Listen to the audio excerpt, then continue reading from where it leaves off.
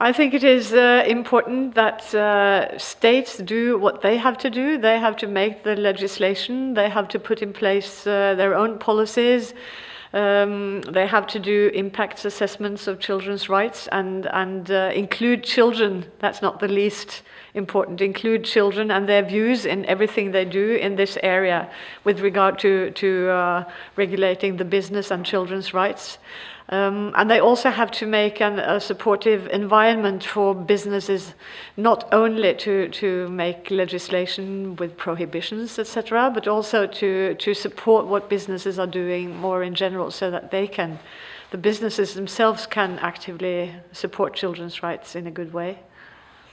And then the businesses have their own responsibility for following codes of conduct and for doing child rights due diligence evaluations when they undertake new enterprises.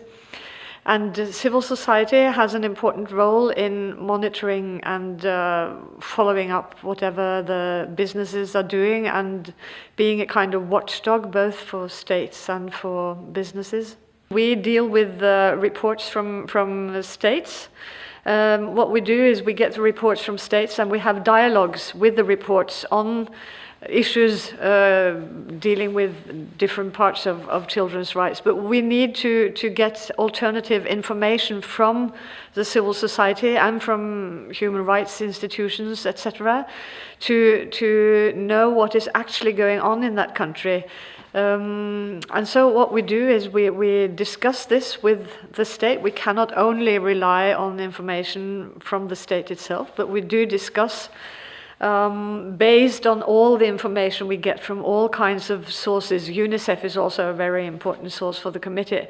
And so we have a dialogue, and on the basis of that dialogue, we make concluding observations where we state our concerns and we make recommendations to what the states can do. And in those recommendations, we very often include something on states' obligations with regard to businesses.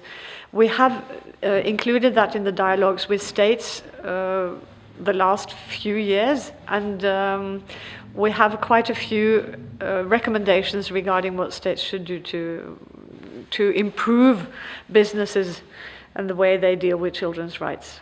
I think it's important that the Global Child Forum is a platform.